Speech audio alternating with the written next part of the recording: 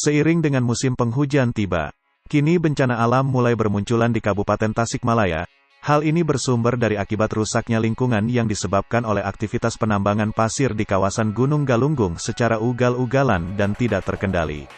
Namun, upaya penindakan dan penertiban terhadap para pengusaha tambang pasir yang melanggar aturan itu tak kunjung dilaksanakan, baik oleh pemerintah Kabupaten Tasikmalaya, maupun oleh pemerintah Provinsi Jawa Barat.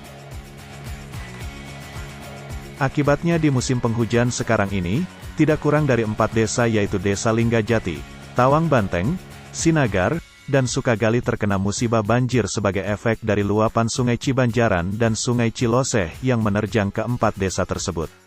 Hal itu dibenarkan oleh Kapolsek Sukaratu, Polres Tasikmalaya, Ibtu Mahmud Darmana. Hujan deras yang terus mengguyur wilayah Sukaratu dan sekitarnya telah mengakibatkan bencana alam berupa banjir. Musibah tersebut terjadi sekira pukul 17 waktu Indonesia Barat, yang mengakibatkan terendamnya 4 desa, yaitu Desa Linggajati, Tawang Banteng, Sinagar, dan Sukagali, ujar Ibtu Mahmud. Selanjutnya menurut Kapolsek Sukaratu, Ibtu Mahmud Darmana, musibah banjir tersebut merendam areal pesawahan, akses jalan serta beberapa rumah warga yang ada di 4 desa. Derasnya hujan membuat air Sungai Cibanjaran dan Ciloseh meluap sehingga arus air dari kedua sungai tersebut meluap tidak terkendali, ucapnya. Sebelumnya, beberapa tahun yang lalu yaitu tanggal 27 Maret tahun 2019 terjadi bencana alam yang serupa, yaitu banjir besar yang menerjang wilayah Kecamatan Sukaratu, Kabupaten Tasikmalaya. Penyebabnya adalah meluapnya Sungai Cibanjaran yang berhulu di Galunggung tersebut sehingga menerjang beberapa perkampungan yang ada di Kecamatan Sukaratu. Usut punya usut, ternyata penyebab banjir itu terjadi tidak hanya disebabkan oleh tingginya intensitas hujan. Lebih dari itu, ditemukan fakta adanya aktivitas penambangan pasir dengan cara mengeruk dan membuat kolam penampungan limbah di kawasan lereng Galunggung yang sudah ikut andil dalam bencana tersebut. Apalagi, praktik penambangan itu berlangsung di area yang berada di atas pemukiman warga. Menurut peneliti geologi asal Tasikmalaya, Iref Junduloh, dirinya menuturkan, penyebab banjir di kawasan kaki Gunung Galunggung dan sekitarnya ini, sangat dipengaruhi oleh perubahan morfologi di sekitar Galunggung. Di mana kawasan Galunggung memiliki batuan yang sangat baik untuk menyimpan air.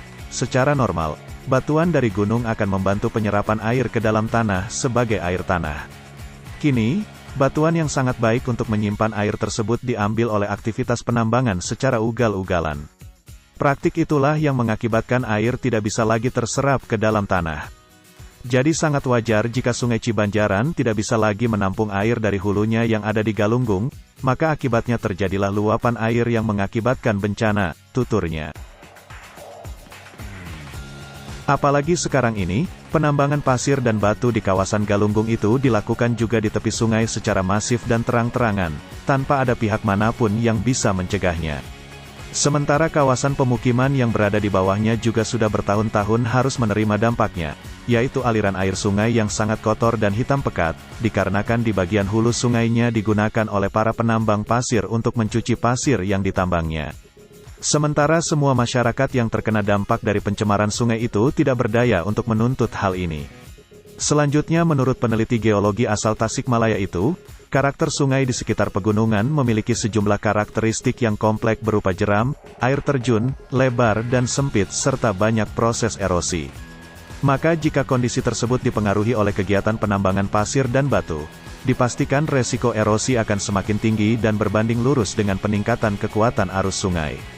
Kalau arusnya semakin besar, maka ketika musim hujan, arus air di sungai tersebut akan memiliki energi yang luar biasa, tuturnya. Berdasarkan investigasi di lapangan, setiap para pengusaha tambang membuat kolam penampungan limbah pembersih pasir di tepi sungai dan di atas area pemukiman warga. Maka, selain menimbulkan pencemaran air sungai, juga adanya potensi banjir bandang yang setiap saat akan selalu menerjang dan mengintai warga. Banjir di Kecamatan Sukaratu menjadi bukti bahwa potensi tersebut akan menjadi nyata.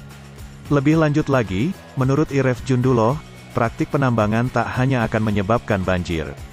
Ia juga menyatakan, kegiatan penambangan pasir dan bebatuannya akan berdampak juga terhadap berkurangnya suplai air bersih dari Galunggung.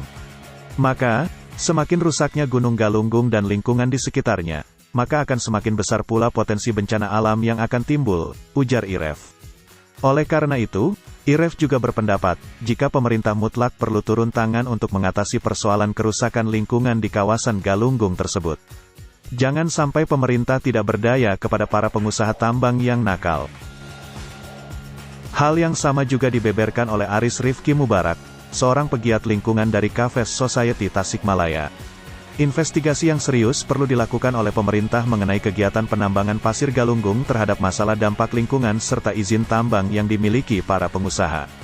Selain menyebabkan kerusakan lingkungan, ternyata kegiatan penambangan pasir Galunggung juga menyebabkan kerusakan jalan yang cukup parah. Jalan baru Cisinga yang menghubungkan Ciawi, Singaparna yang dibangun oleh pemerintah Kabupaten Tasikmalaya dengan bantuan Pemprov Jawa Barat itu, sudah lama kondisinya rusak parah. Hal itu diakibatkan oleh ratusan truk pengangkut pasir yang memiliki bobot sangat berat, mengakibatkan jalan Cisinga tersebut menjadi rusak. Ditambah dengan adanya air yang mengguyur dari pasir yang diangkut tersebut, menjadikan jalan yang dilewatinya itu menjadi mudah rusak. Perlu diketahui, bahwa setiap pasir yang akan diangkut oleh truk itu sebelumnya dicuci dulu di sungai dengan menggunakan alat berat, sehingga, ketika pasir tersebut diangkut menggunakan truk, maka di sepanjang perjalanan, truk pasir tersebut mengeluarkan air yang mengguyur badan jalan. Hal inilah yang mengakibatkan setiap jalan yang dilewati oleh truk pasir itu akan menjadi cepat rusak. Hal ini jelas sekali masyarakat sangat dirugikan. Selain rusaknya alam, yang setiap saat bisa menyebabkan bencana serta rusaknya ekosistem, termasuk juga mengancam pasokan sumber air untuk wilayah Tasikmalaya dan sekitarnya, masyarakat juga dirugikan dengan rusaknya infrastruktur jalan yang menjadi akses penting masyarakat dalam menjalankan aktivitasnya sehari-hari. Kini kondisi jalan baru Cisinga yang menghubungkan Ciawi Singaparna itu sudah lama rusak parah dan masih belum ada perbaikan. Oleh sebab itu, pemerintah harus segera mengatasi dan membuat keputusan yang tepat, dengan mengedepankan perlindungan dan pelestarian alam, serta kepentingan masyarakat yang lebih luas sebagai amanat dari sila kedua Pancasila, yaitu kemanusiaan yang adil dan beradab, serta amanat dari sila kelima, yaitu keadilan sosial bagi seluruh rakyat Indonesia.